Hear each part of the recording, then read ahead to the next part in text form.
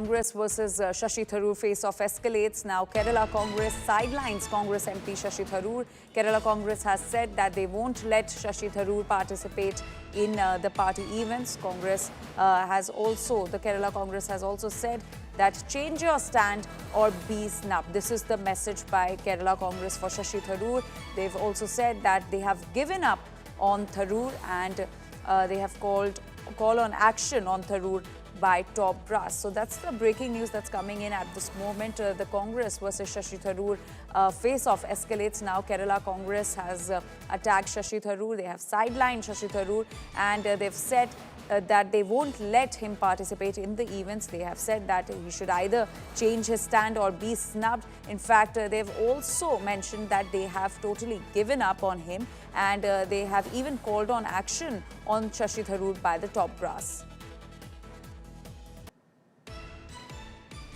അദ്ദേഹം കാര്യം ഞങ്ങൾ വിട്ടല്ലോ. ഇപ്പം അദ്ദേഹം ഞങ്ങളെ കൂട്ടത്തിൽ കൂടിയതായി ഞങ്ങൾ കണക്കാക്കുന്നില്ല.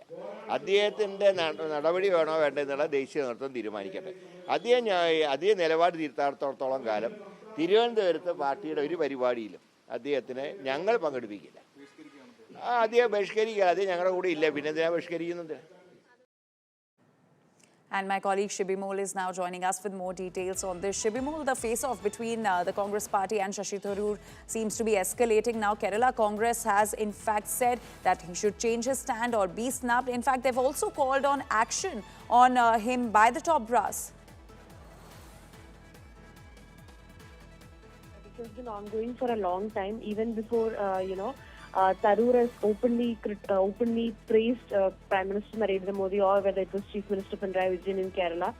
For a very long time, there have been some issues going on, not very evidently out there, some issues going on between the leaders in Kerala as well as Tharoor, because Tharoor definitely has, to be precise, dreams to be considered one of the chief ministerial candidates in Kerala. So which has not gone down well with the leaders in Kerala, the Congress leaders in Kerala, some of their senior leaders in Kerala, but they've always tried to keep it inside and not show it outside. But for first time, we're seeing one of the prominent leaders coming out and saying that we are not going to invite him to the party programs, because since the last many weeks, there have been many party programs organized in at the Kerala Pradesh Congress Committee office as part of the party. But in none of those programs, in none of the program schedule, if we look at it, Tharoor's name is included. That's when he says that, K. Muralidharan, one of the prominent leaders of the party in Kerala, says that, we are not going to invite him unless he changes his stance. If any action should be taken against him, that should be decided by the central leadership. That's not up to us, and I don't think there's a need to boycott him, because we don't think that he really stands with us. In the last few weeks or last few months, he's not given us a feeling that he's with us in our party, standing with us.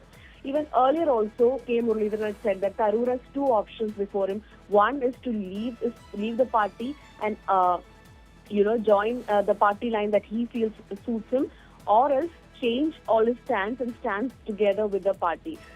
He has said that right now there are certain posts held by Tharoor, which includes his MP post, and also is also the chairperson of the parliamentary party. He also holds other posts also in the party.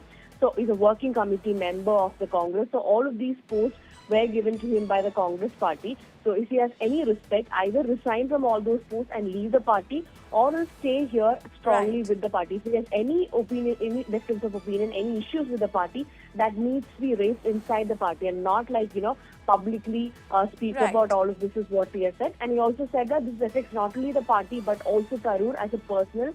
His politics is also being affected, is what he said. All right, Shibimol, thank you so much for getting us all those details and for that context. So big statement coming in from the Kerala Congress. They've said that Tharoor either needs to change his stand or he will be snubbed. In fact, they've also said that there's no need to boycott Tharoor as he is already not with the Congress party. Now, Tharoor, in an editorial, had praised Prime Minister Modi as prime asset for India, lauding his energy, dynamism and global engagement, and even urged greater backing for Modi's diplomacy.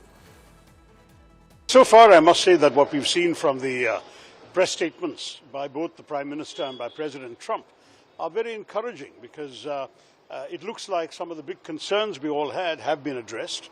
For example, on the question of trade and tariffs, they've decided to sit down together and do a serious negotiation that will conclude by the fall, which is the autumn, September, October of this year.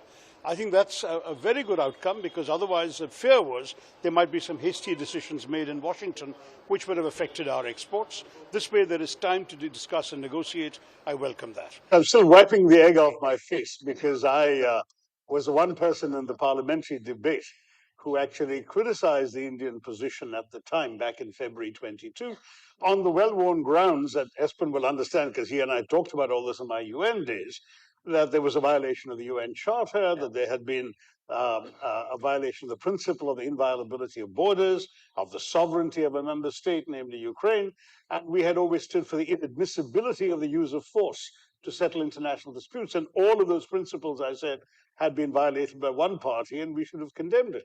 Well, a couple of years later, 3 years later, it does look like I'm the one with egg on my face, because clearly the policy has meant that India has actually a prime minister who can hug both the president of Ukraine and the president of Moscow 2 weeks apart and be accepted in both places.